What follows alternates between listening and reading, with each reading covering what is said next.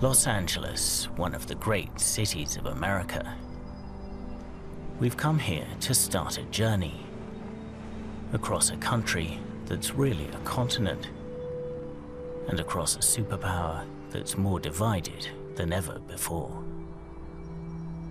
Between rich and poor, between minority and white, male and female, left and right. Now we're setting out to explore some of the biggest issues that people have been telling us about. So come with us on a journey into the mind of America.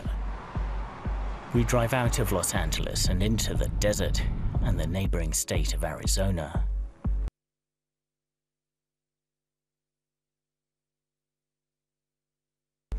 These barren lands seem almost too hostile for human life.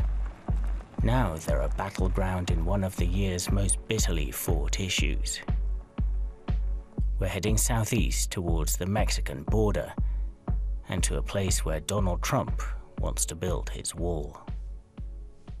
Things do get a little bumpy as we arrive at the Chilton Ranch. This is cowboy country, and if you think cowboys are a thing of the past, just take a look at Jim Chilton and his crew. Jim takes us out to explore his land, 50,000 mountainous acres stretching right down to the Mexican border. For years, this was a prime route for illegal immigration. Now, drug cartels have taken over.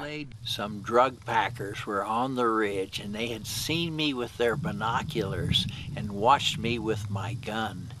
And when I approached them, they jumped and ran, and they left 4 big 60, 70-pound packs of marijuana. But why is it so easy for people to get through? We head down to the border to find out. Finally, we make it and discover that here the US-Mexican border is just a flimsy wire fence about 1 meter high. Jim's America would have the fence replaced with a wall, plus access roads and bases for the Border Patrol. In the state capital of Phoenix, volunteers are getting ready for a day out on the doorstep. They're part of a push to get Hispanic citizens registered to vote in time for Election Day. For Claudia Faldoa, it's important work. She's one of America's 11 million undocumented immigrants, someone who does not have a vote of her own. So this is her way of taking part in the election. Overall, the goal is to register more than 100,000 new voters, a number that could be enough to defeat Trump here in Arizona. We head downtown where the Hillary Clinton campaign is holding a small event that is aimed at Hispanic voters. For Claudia, beating Trump would be fitting revenge for a man she says is demonizing people like her and making her question her belief in America. There is a lot of hate here. Like, it's horrible. It's just, like, I don't want this country for my kids. We cannot let him win. He's dangerous. But Jim disagrees. He says that the situation on his ranch simply cannot go on. Without a secure frontier, Jim and his wife Sue feel their land can barely be called America at all. But away from these borderlands, the idea of a wall is more a symbol than anything real. And another dividing line among the many cutting through America. It's time to head on out of Arizona. We pass through the hills of Arkansas en route to the southern state of Tennessee, and a city that's been the scene of tragedy. We've come to a lonely road in southern Memphis where last year a young black man lost his life. A small tree is all that marks the spot. William Young has brought us here. He's a student training to be a pastor and a leader in the local movement against police violence. Been pulled over and asked, do you live in this neighborhood? Where are you headed? Is this your car? How long have you had this car? It just lets me know I'm not safe and that my life can be taken away at any moment. So one of the reasons why I advocate for others is because just in case it happens to me, I want folks to advocate for me. We drive out of Memphis to meet another young black leader facing frustrations of his own. This mobile phone store isn't a place you'd expect to find a rising star in the Republican Party, but Chris Adams is taking a career break here, exiled from a party taken over by Donald Trump and his racially tinged campaign. When I'm talking to Hispanics, Latinos, African Americans, people of, East Indian descent, all the minorities I reach out to, these people, my personal friends, we look racist to them because this guy's at the top. So they always ask me, why didn't you stop him? For now, Chris and his wife Alicia are trying to enjoy a quieter time with their baby daughter, hoping for a comeback before long. There are echoes of the civil rights era throughout downtown Memphis, and Martin Luther King's dream of a different kind of America, the dream that William still believes in. I see an America where it says, you are a human being, you are an American, so you deserve equal treatment. I may not know you, but you're my brother, you're my sister, we're one. Right now, that unity seems very far away. But here in Memphis, some people are ready and willing to find it. We leave the city, and with it the American South, heading for a place that is whiter, more remote, and grappling with decline: the Appalachian Mountains of eastern Kentucky. Eastern Kentucky was once one of the biggest coal mining regions in the world. Now just a few mines and a few jobs remain. Locals call it a war on coal, waged by Barack Obama and Hillary Clinton. Donald Trump is promising to end that war, and that's helped make him a hero for people like Charles Sanders. He spent his career supplying equipment to local mines. He says the whole political class has let the region down. I'm sick and tired of them playing with our lives over politics. I'm sick of the corruption. And Donald Trump don't need the money. He's a billionaire. You can believe him when he says he wants to help the people, because if anybody ever had a reason for helping the people, it's Donald Trump. But not everyone here is so in tune with Trump's thinking.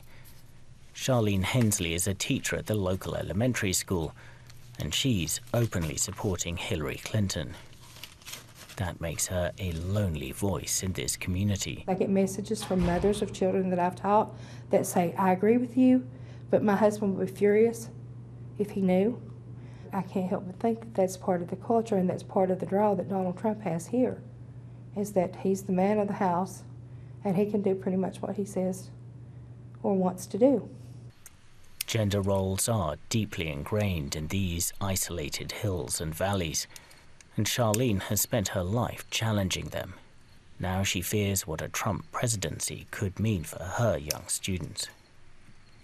I want it to be their choice and nobody else's. And I certainly don't want somebody like Donald Trump messing with their self-esteem. We join Charles again for a visit to an old abandoned mine where he worked back in the 1970s. He's as worried as Charlene about future generations, but his fears center on Clinton rather than Trump. But my life's about over. What about my grandchildren and great-grandchildren? It's only going to get worse for them.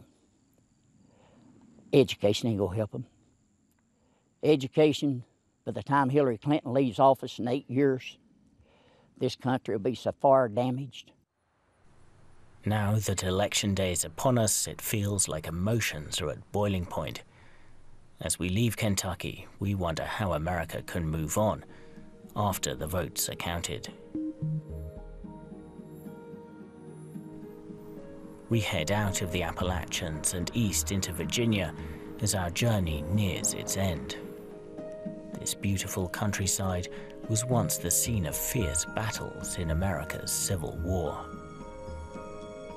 Today's America may be far from another civil war, but its political system is struggling to cope with the divisions we've just seen.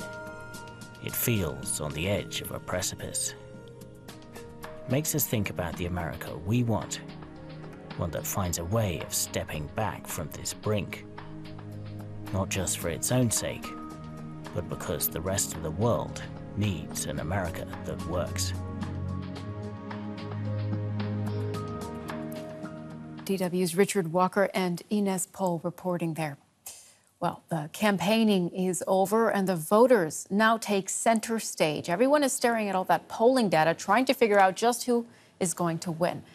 Let's get more on that with Andreas Grefe, who runs the Polyvote election forecasting program at Munich's Ludwig Maximilian University. Mr. Grefe, thank you for joining us. Good morning to you. First of all, who is going to win the election? Yeah, thanks for having me. Good morning. So according to our model, the polyvote.com, Hillary Clinton will become the first female president of the United States. And we're not just saying this for a couple of days now, but we have been predicting this since we launched the first forecast, which was in early January of this year. Okay, Mr. Grefe, I want to take a look now at exactly what Polyvote is saying. Let's take a look at the Electoral College breakdown, if we can pull that up here.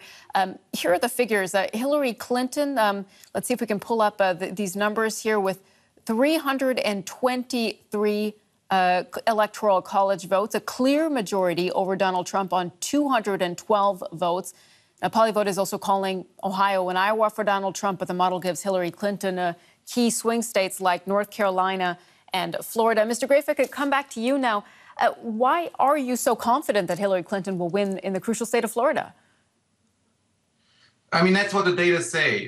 So we have different methods that we use and combine. And if we look at Florida,